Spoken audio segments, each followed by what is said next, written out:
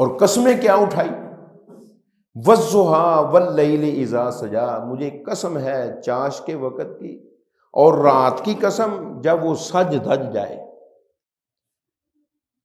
اور یہ بات ذہن میں بٹھا لو کہ جس چیز کے اوپر قسم اٹھائی جاتی ہے، قسم والی چیز کا اس کے ساتھ بڑا گہرا تعلق ہوتا ہے۔ چاش کے وقت کی قسم کیوں اٹھائی؟ کہ جب سورج 8-9 کے ٹائم پر آ جاتا ہے نا طلوع ہو کر، پھر آپ نے طریق کے اندر نہیں یہ پڑھا ہوگا، طریق کے اندر نہیں سنا ہوگا، طریق کے اندر یہ آپ نے دیکھا نہیں ہوگا کہ وہ واپس گیا ہو، پھر وہ 10 کے ٹائم پر بھی جاتا ہے، 11 کے ٹائم پر بھی جاتا ہے، 12 کے ٹائم پر بھی جاتا ہے، اس سے اگلے ٹائم جو ہے نا ان کو بھی عبور کرتا ہے۔ وہ آگے تو جاتا ہے لیکن پیچھے نہیں ہٹ سکتا۔ اسی طریقے سے اللہ رب العالمین نے فرمایا پیارے پیغمبر آپ کی نبوت اور رسالت کا سورج طلوع ہو کر 10-11 کے ٹائم پر آ چکا ہے، یہ جتنی مرضی بکواس کرتے رہیں اب وہ آگے تو جائے گا، پیچھے نہیں ہٹ سکتا۔ اور پیارے پیغمبر جناب محمد الرسول اللہ صلی اللہ علیہ وسلم کی نبوت اور رسالت کا سورج واقعی آگے گیا ہے، پیچھے نہیں ہٹا۔ اور رات کی قسم جب وہ سج دج جائے، رات جب طریق ہوتی ہے اس کے اندر چاند طلوع ہوتا ہے، سیارے ستارے تارے وہ نکلتے ہیں، ٹمٹماتے ہیں، ان کی روشنی جو ہیں وہ مدم مدم جو ہیں وہ پھیلتی ہیں، اور ساتھ چاند کی روشنی، تو اس کی خوبصورتی کے اندر اضافہ ہوتا رہتا ہے۔ میں رات کی قسم جب وہ سج دج جائے، اسی طریقے سے آپ کی نبوت اور رسالت جو ہے یہ سج دج گئی ہے۔ آپ چاند کی مانند ہیں، آپ کے ساتھ ملنے والے جو ہیں وہ ستاروں اور سیاروں کی مانند ہیں۔ اب ان کی خوبصورتیوں کے اندر اضافہ تو ہوگا، کمی نہیں ہوگی۔ اور یہ بھی بات آپ ذہن میں بٹھا لیں پیارے پیغمبر، ما ودعک ربک وما قلی، آپ کے رب نے آپ کو چھوڑا بھی نہیں اور وہ ناراض بھی نہیں ہوا۔ آپ کے تو رب نے اس وقت آپ کو نہیں چھوڑا جب آپ ابھی پیدا بھی نہیں ہوئے تھے، تو آپ کا باپ فوت ہو گیا۔ اللہ رب العالمین نے آپ کی والدہ کے دل میں ایسی شفقت، ایسی محبت، ایسا پیار داخل کر دیا آپ کا کہ اس نے باپ والا پیار بھی دیا، ماں والی شفقت بھی دی۔ ما ودعک ربک وما قلی، آپ کے رب نے آپ کو چھوڑا بھی نہیں اور وہ ناراض بھی نہیں ہوا۔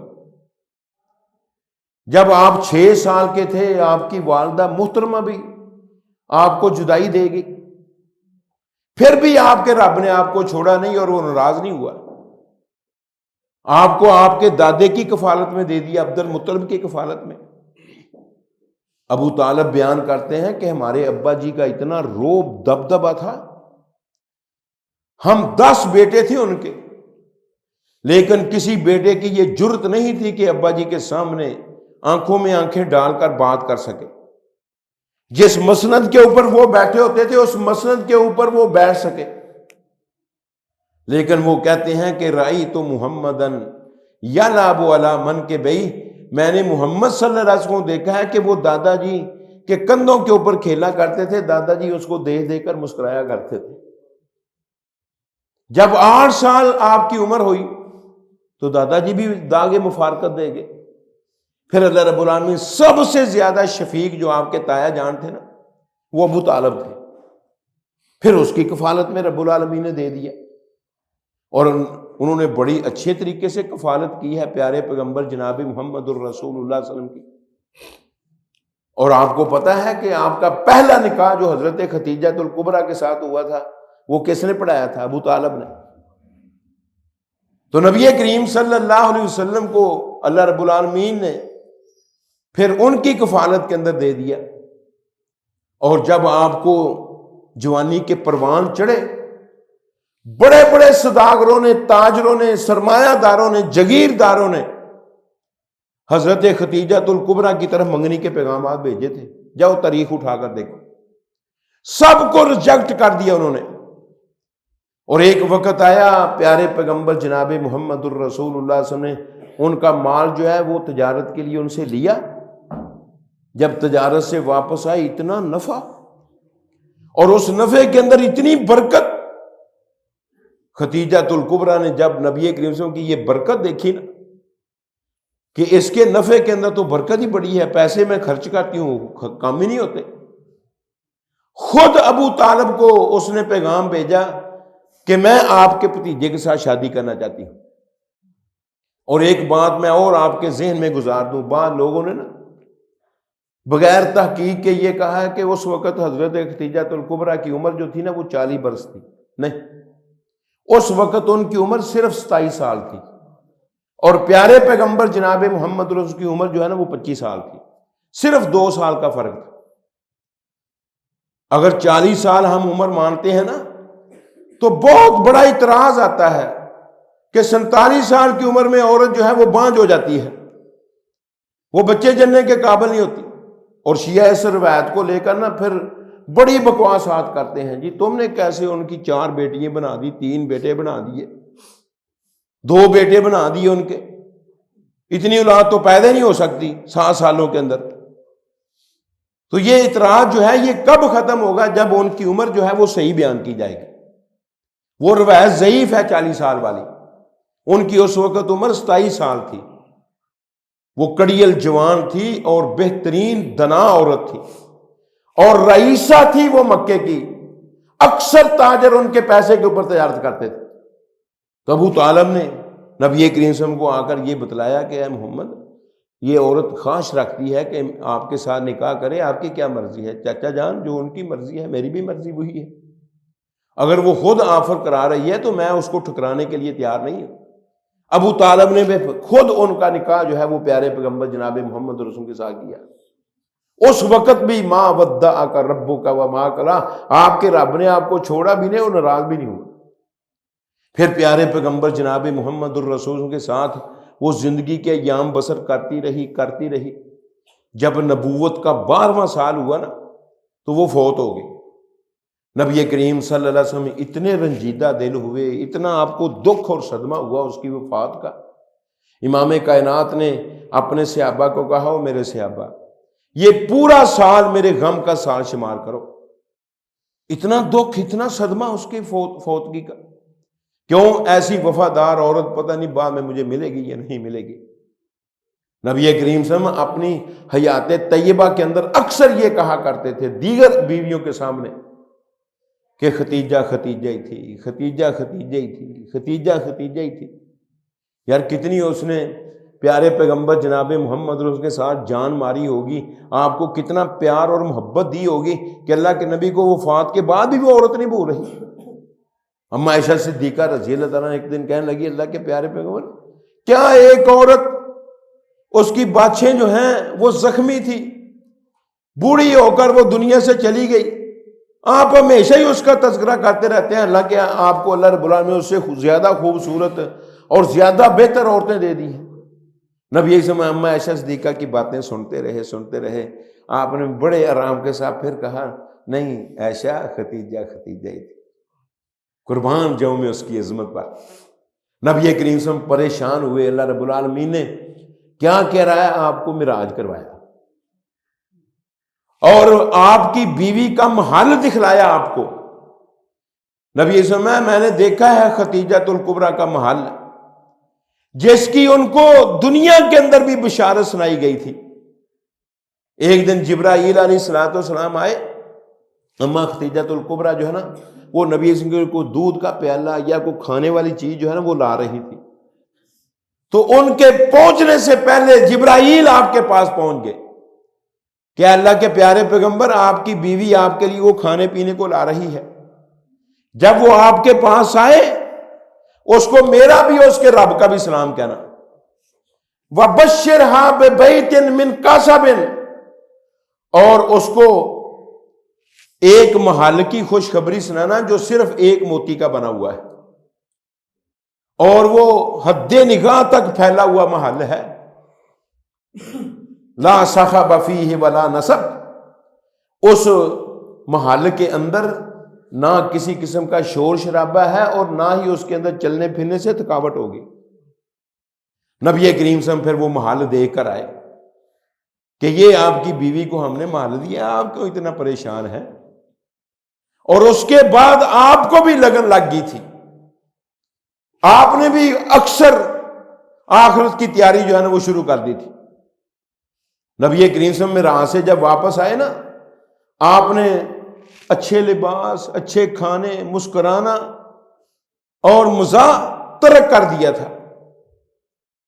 صحابہ کہتے تھے اللہ کے پیارے پیغمبر جب سے آپ میرا راہ سے واپس آئے ہیں آپ نے تو ہنسی مذاق اور اچھے کھانے، اچھے لباس، ناز و نعمت کی زندگی کو ترک کر دیا ہے، کیا وجہ بنی ہے؟ امام کائنات نے کہا میرے صحابہ کیف انعم، میں کیسے ناز و نعمت کی زندگی بسر کروں، کیسے انعاموں کے ساتھ خوش ہوں؟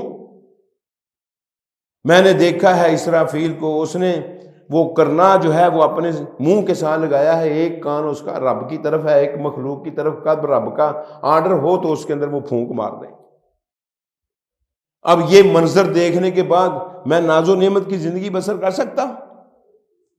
تو یہ ہے کہ پیارے پیغمبر جناب محمد رسول کی لگن بڑھ گئی تھی کس کی طرف؟ آخرت کی طرف، کہ میں اپنی اسی زوجہ محترمہ کے پاس چلوں۔ اس وقت بھی جب پیارے پیغمبر دنیا کے اندر پریشان تھے، ما ودعک ربک وما قلی، آپ کے رب نے آپ کو چھوڑا بھی نہیں اور وہ ناراض بھی نہیں ہوا، ساتوں آسمانوں کی سیر کرا دی۔ اور آگے اللہ رب العالمین نے پیارے پیغمبر کو کیا فرمایا؟ اے پیارے پیغمبر جناب محمد الرسول اللہ صلی اللہ علیہ وسلم، وَلَلْآخِرَةُ خَيْرٌ لَكَ مِنَ الْأُولَىٰ، آپ کے لیے ہر بعد میں آنے والا وقت پہلے وقت سے بہتر ہوگا۔ ہمارے لیے پتہ ہے کیا اللہ کے نبی فرما کر گئے ہیں؟ وہ بھی میں آپ کے ذہن میں بات بٹھا دوں۔ آپ نے کہا میری امت کے لوگوں تمہارے لیے بعد میں آنے والا وقت پہلے وقت سے برا ہوگا۔ اور واقعی ایسا ہے، تاریخ اٹھا کر دیکھ لو، پہلے کتنی نیکی تھی، علم کم تھا، عمل بہت زیادہ تھا۔ اب علم بہت زیادہ ہے، عمل ہے ہی نہیں۔ اور اسی طریقے سے ادوار ہمارے حکومتوں کے دیکھ لو کہ ہر بعد میں آنے والی جو حکومت ہے وہ پہلی حکومت سے کیا ہوتی ہے؟ بری ہوتی ہے، سزائیں لوگوں کو دینی شروع کر دیتے ہیں۔ تو خیر امام کائنات جناب محمد رسول کا یہ اپنا سچا فرمان ہے، اور آپ کے لیے بعد میں آنے والا وقت پہلے وقت سے کیسے بہتر ہے۔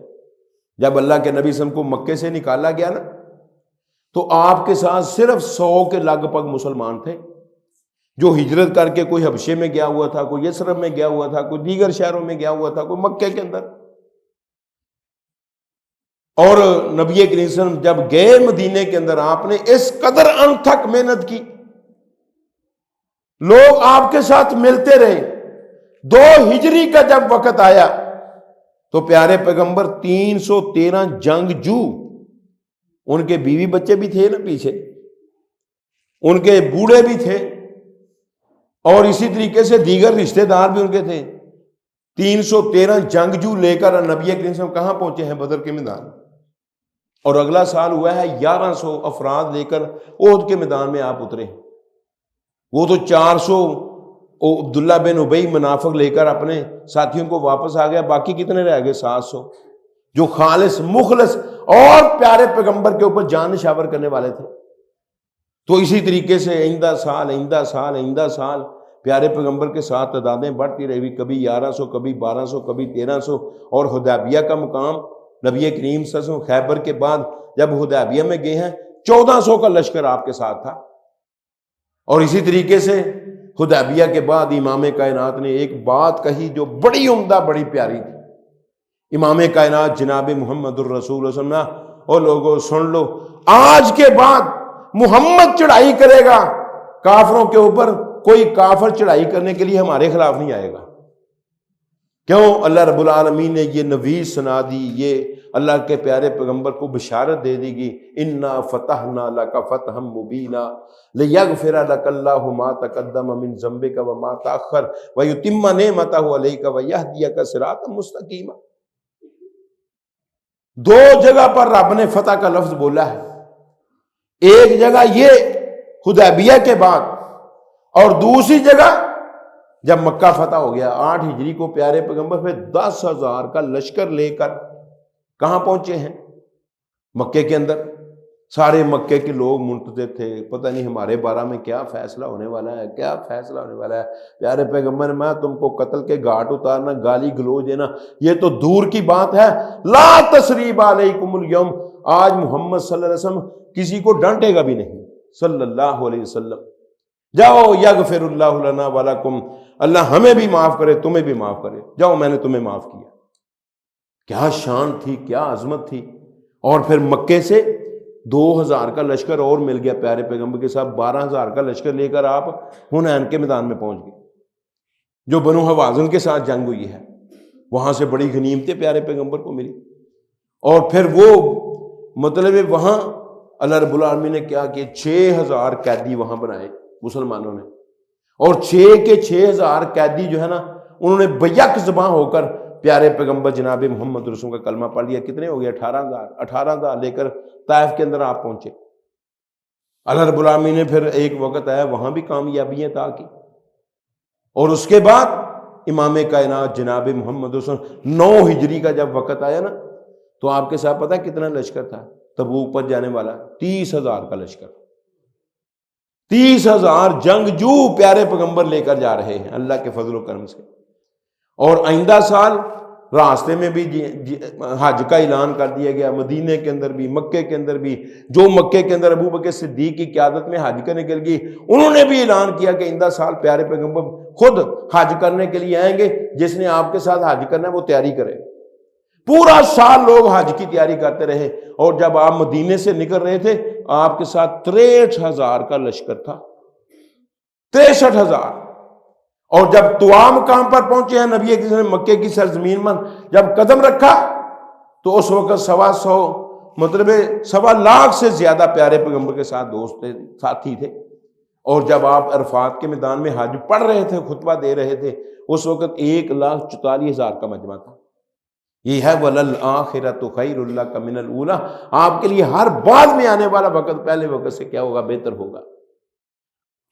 اور آخرت وہ تو پتہ نہیں کس قدر رب العالمین نے آپ کو زیادہ دینی ہے۔ ایک دفعہ آپ سوئے ہوئے تھے چٹائی کے اوپر، چٹائی نے اپنے جو مطلب اس کے سخت تنکے تھے نا، انہوں نے نشان ڈال دیا نبی کے پہلو کے اوپر۔ حضرت عمر بن خطاب آئے، آپ کی قمیض اتری ہوئی۔ نبی کریم صلی اللہ علیہ وسلم جب اٹھے نا، حضرت عمر نے وہ پہلو دیکھا، چٹائی کے مدد تنکوں نے وہ اندر سوراخ کیے ہوئے ہیں، رو پڑے۔ عمر کیوں رو رہا ہے؟ اللہ کے پیارے پیغمبر، یہ فارس، ایران، روم والے کس قدر ان کی کلینے نرم اور اسی طریقے سے عمدہ ہیں، ان کے اندر پاؤں رکھا جائے تو ٹخنے تک پاؤں جو ہے اندر دنس جاتا ہے۔ حضرت عمر رضی اللہ عنہ سفیر تھے جاہلیت کے، تو ان بڑی بڑی حکومتوں کے پاس وہ جایا کرتے تھے۔ اللہ سے دعا کریں اللہ آپ کی امت کے اوپر بھی فراخی پیدا کرے، تاکہ ہم بھی آپ کے لیے نرم گرم کلینے جو ہے بچھائیں۔ میں عمر بس لہم فی الدنیا ولنا فی الآخرہ، ان کے لیے دنیا کے اندر ہے، ہمارے لیے آخرت کے اندر ہے۔ ہمیں دنیا میں نہیں چاہیے، ہمیں تو آخرت کے اندر یہ چیزیں چاہیے۔ نبی کریم صلی اللہ علیہ وسلم کو دنیا کے ساتھ کوئی سروکار نہیں تھا۔ میں تو ایک اونٹ سوار کی مانند ہوں، جو ایک درخت کا سایہ دیکھتا ہے، چند گھڑیاں وہاں آرام کرتا ہے، پھر چل بستا ہے۔ میں تو چند گھڑیاں گزارنے کے لیے دنیا کے اندر دل لگانے کے لیے نہیں آیا۔ تو یہ ہے وَلَلْآخِرَةُ خَيْرٌ لَكَ مِنَ الْأُولَىٰ وَلَسَوْفَ يُؤْتِيكَ رَبُّكَ فَتَرْضَىٰ، آپ کو آپ کا رب اتنا دے گا کہ آپ راضی ہو جائیں گے۔ نبی کریم صلی اللہ علیہ وسلم نے فرمایا میرے اوپر امتیں پیش کی گئی، میں نے دیکھا کئی پیغمبر ایسے تھے جو اکیلے ہی جنت میں جا رہے تھے۔ میں آپ کو پوچھنا چاہتا ہوں، جو اکیلا ہی پیغمبر جنت میں جا رہا ہے، کیا وہ حق پر نہیں تھا؟ یہ یاد رکھو، حق نفری کا محتاج نہیں، نفری حق کی محتاج ہے، حق نفری کا محتاج نہیں۔ اکیلا پیغمبر بھی ہے، وہ بھی حق پر ہے۔ کئی پیغمبروں کے ساتھ ایک ایک بندہ، کئیوں کے ساتھ 2 کسی کے ساتھ 5، کسی کے ساتھ 10، 950 سال تبلیغ کرنے والے پیغمبر حضرت نوح علیہ السلام، مسلمان کتنے ہیں؟ 82 یا 83۔ میں نے ایک امت کو دیکھا، وہ سارے شرقی کنارے انہوں نے ڈھانپے ہوئے ہیں، وہ آگے آگے ان کا پیغمبر ہے، وہ آ رہی ہے۔ میرے دل میں خیال آیا کہ شاید یہ میں ہوں اور پیچھے میری امت، میں یہ آپ نہیں، یہ تو موسیٰ نبی ہیں علیہ الصلوۃ والسلام، اور پیچھے ان کی امت ہے۔ آپ دائیں دیکھیں، بائیں دیکھیں، آگے دیکھیں، پیچھے دیکھیں، اور میں نے چاروں طرف جب نظر دوڑائی تو چاروں کنارے ہی میری امت نے ڈانپے ہوئے، میں ھذا انت و امتک، یہ ہیں آپ اور آپ کی امت۔ اور اے پیارے پیغمبر، ان کے اندر 70,000 ایسے ہیں جو بغیر حساب کے جنت میں جائیں گے۔ وَلَسَوْفَ يُؤْتِيكَ رَبُّكَ فَتَرْضَىٰ۔ تو میں نے اللہ کے سامنے التجا کی، اللہ بندے تو میری امت کے بہت زیادہ ہیں، بغیر حساب کے جنت میں جانے والے کم ہیں۔ اللہ نے کہا ہے پیارے پیغمبر، ہر 1000 کے ساتھ 70,000 مسند احمد کے اندر بیت ہے۔ پھر پیارے پیغمبر نے کہا اللہ نہیں، امت زیادہ ہے، بغیر حساب کے جنت والے جو ہے نا وہ کم ہیں، میں ہر 100 کے ساتھ 70,000۔ آگے بھی الفاظ آتے ہیں، ہر 10 کے ساتھ 70,000، پھر ہر 1 کے ساتھ 70,000، 2 ارب اور 90 کروڑ تقریباً بنتے ہیں، یہ بغیر حساب کے جنت میں جائیں گے۔ تو نبی کریم صلی اللہ علیہ وسلم نے پھر التجا دعا کی اللہ کے سامنے، اللہ نے کہا 3 بک بھر کر میں جنت کے اندر پھینک دوں گا، اب باقی وہ جہنم کے اندر وہی جائے گا جس کو قرآن نے روکا ہوگا۔ کون؟ انہ من یشرک باللہ فقد حرم اللہ علیہ الجنہ ومأواہ النار وما للظالمین من انصار، کہ جس نے اللہ کی ذات کے ساتھ شرک کیا اس کے اوپر اللہ نے جنت کو حرام کر دیا اور اس کا ٹھکانہ جہنم بنا دیا، ظالموں کا کوئی مددگار نہیں، وہی جہنم کے اندر جائے گا، باقی سب کو اللہ رب العالمین جو ہے وہ جہنم سے نکال دے گا۔ تو یہ ہے وَلَسَوْفَ يُؤْتِيكَ رَبُّكَ فَتَرْضَىٰ أَلَمْ يَجِدْكَ يَتِيمًا فَآوَىٰ۔ پیارے پیغمبر، کیا ہم نے آپ کو یتیم نہیں پایا اور آپ کو اللہ رب العالمین نے اچھی سے اچھی جگہ عطا فرما دی؟ کتنی حکمرانی پیارے پیغمبر جناب محمد رسول کے پاس آ گئی، مدینے کی حکمرانی، مکے کی حکمرانی، خیبر کی حکمرانی، یمن کی حکمرانی، یہ پیارے پیغمبر کے دور میں یہ علاقے فتح ہو چکے تھے۔ تو یہ ہے کہ اللہ رب العالمین نے آپ کو جگہ دی، اور اب آپ کا کام کیا ہے؟ فَأَمَّا الْيَتِيمَ فَلَا تَقْهَرْ وَأَمَّا السَّائِلَ فَلَا تَنْهَرْ، یتیم کے اوپر زبردستی نہ کرنا اور مسکین کو نہ ڈانٹنا، جو کچھ ہو آپ کے پاس اس کو دے دیں۔ اور پیارے پیغمبر کی عادت طیبہ کے اندر ایک چیز لکھی ہوئی ہے کہ اللہ کے نبی کے پاس پیسے ہوتے تھے نا، کوئی یتیم آتا تھا، کوئی مسکین آتا تھا، پاکٹ سے نکال کر دے دیتے، اگر نہیں ہوتا تھا تو ساتھ کوئی ساتھی بیٹھا ہوتا تھا، پیسے ہیں، وہ کہتا ہاں ہاں یار دے، میں تمہیں فلاں دن دے دوں گا، اس کا تعامل ضرور کرتے تھے۔ ایک ہی لفظ تھا جو نبی کی زبان پر نہیں تھا، وہ لفظ تھا نہیں۔ کبھی آپ کی زبان پر نہیں آئے نہیں میرے پاس نہیں ہے، جا بھاگ جا۔ یہ ہے اللہ کے پیارے پیغمبر جناب محمد کو جو ہدایات رب نے دی ہیں اس کے مطابق زندگی گزار دی ہے۔ فَأَمَّا بِنِعْمَتِ رَبِّكَ فَحَدِّثْ، آپ اپنے رب کی نعمت کی تحدیث کرتے رہے۔ تو تحدیث نبی کریم صلی اللہ علیہ وسلم پتہ کیسے کیا کرتے تھے؟ رب کا شکریہ ادا کر کے، رب کی بندگی کے اندر گر کر۔ نبی کریم صلی اللہ علیہ وسلم کے صحابہ نے اما عائشہ صدیقہ سے پوچھا ذرا وہ عجیب و غریب واقعہ جو پیش آیا ہے نبی کریم صلی اللہ علیہ وسلم کی زندگی کے اندر آپ کے سامنے، وہ بیان کرو۔ وہ کہتی ہیں ایک دن پیارے پیغمبر میرے ساتھ لیٹے ہوئے تھے، اچانک آپ نے فرمایا عائشہ ذرینی اعبد ربی، مجھے چھوڑ میں اپنے رب کی بندگی کروں۔ تو میں عائشہ صدیقہ آگے سے پتہ کیا کہتی ہیں؟ اللہ کے پیارے ان قربک احب الیہ، آپ کا قرب جو ہے وہ میری طرف زیادہ محبوب ہے کہ آپ میرے ساتھ لیٹے رہے، لیکن وانی احب ما اسرک، میں وہ چیز بھی پسند کرتی ہوں جو آپ کو خوش کرتی ہے۔ تو آپ کو کون سی چیز خوش کرتی تھی؟ رب کی بندگی۔ کہتی ہیں نبی سے اٹھنے کے بعد آپ نے وضو کیا، وضو کے بعد آپ مصلی کے اوپر کھڑے ہو گئے اور امام کائنات روتے ہی رہے، حتیٰ کہ آپ کی دامن کے اندر آنسوں کے قطرے گرتے تھے، دامن تر ہو گیا۔ پھر آپ اتنا روئے کہ آپ کی داڑھی مبارک بھی تر ہو گئی، اتنا روئے وہ جگہ بھی تر ہو گئی جو آپ کی آنکھوں کے آگے تھی۔ نبی کریم صلی اللہ علیہ وسلم رو رہے ہیں اور ادھر سے صبح کی اذان ہوگی، اقامت کا وقت ہوا، حضرت بلال رضی اللہ تعالیٰ عنہ وہ آئے نبی کریم کو نماز کی اطلاع دینے کے لیے۔ نبی کریم اس وقت بھی سسکیاں لے رہے تھے، رو رہے تھے۔ حضرت بلال نے کہا اللہ کے نبی آپ اتنا کیوں رو رہے ہیں؟ وجہ آپ تو وہ ہستی ہیں قد غفر اللہ لک ذنبک ما تقدم منہ وما اخر، वमा तअख़्ख़र, जो पहले गुनाह हो चुके हैं वो भी माफ़, जो बाद में होने वाले हैं वो भी माफ़। आप क्यों इतना रोते हैं? नबी फरमाया, ओ बिलाल, मेरे ऊपर रब ने कुछ आयात ऐसी नाज़िल की हैं और अल्लाह रब्बुल आलमीन ने फरमाया कि उनके अंदर गौर व फिक्र करो, लेकिन मेरी उम्मत के लोग गौर व फिक्र नहीं करते। अल्लाह के प्यारे पैगम्बर वो कौन सी आयात हैं? फरमाया, इन्ना फ़ी ख़ल्क़िस समावाति वल अर्ज़ वख्तिलाफ़िल लैलि वन नहार लआयातिन लिउलिल अलबाब अल्लज़ीना यज़्कुरूनल्लाहा क़ियामन व क़ूदन व अला जुनूबिहिम व यतफ़क्करूना फ़ी ख़ल्क़िस समावाति वल अर्ज़ रब्बना मा ख़लक़्ता हाज़ा बातिला सुब्हानका फ़क़िना अज़ाबन नार। मैं ये आयात हैं, अल्लाह ने कहा मेरे बंदे गौर व फिक्र करते हैं, ये गौर व फिक्र करते ही नहीं। और गौर व फिक्र करने वाला अक्लमंद कौन है? जो रब को याद करता है, कहीं खड़े होकर, कहीं बैठकर, कहीं पहलू के ऊपर लेटकर, और फिर आसमानों ज़मीनों की तरफ देखकर कहता है, अल्लाह इतना बड़ा निज़ाम कारखाना तूने बेकार नहीं बनाया। अल्लाह तू पाक है हर नक़स से, हर कमी से, हर कुताई से। फ़क़िना अज़ाबन नार, हमें आग के अज़ाब से बचा ले। तो अल्लाह से ये दुआ किया करो कि अल्लाह रब्बुल आलमीन इस अंदाज से हमें भी तहदीस नेमत करने की तौफीक अता फरमाए। बड़े इनामात हैं इंसान के ऊपर। वफ़ी अनफुसिकुम, अल्लाह फरमाता है तुम्हारी जानों के अंदर भी मेरे बड़े इनामात हैं। कभी गौर व फिक्र तो किया करो, कभी अब अकल से काम तो लिया करो। और दीगर नेमतें जो अंदरूनी बैरूनी हैं, कितनी रब्बुल आलमीन की नेमतें हमारे ऊपर। एक एक नेमत का हम शुक्र अदा करें तो अदा नहीं कर सकते, पूरी ज़िंदगी चाहे सजदे में गिरे रहें। तो ये गौर व फिक्र के लिए रब ने कुरान भेजा, अपने प्यारे पैगम्बर जनाब मुहम्मदुर रसूल को भेजा। तो इसलिए प्यारे पैगम्बर की अज़मत, शान, रिफ़त, बुलंदी को मैं बयान करता हूँ कि ताकि ऐसे पैगम्बर के दामन के साथ तुम अपना दामन लगाकर उन आमाल को करने वाले बन जाओ जो प्यारे पैगम्बर ने ज़िंदगी के अंदर किए हैं। इंशाअल्लाह कल क़यामत का दिन होगा, रब जन्नत भी देगा, प्यारे पैगम्बर के पड़ोस में देगा।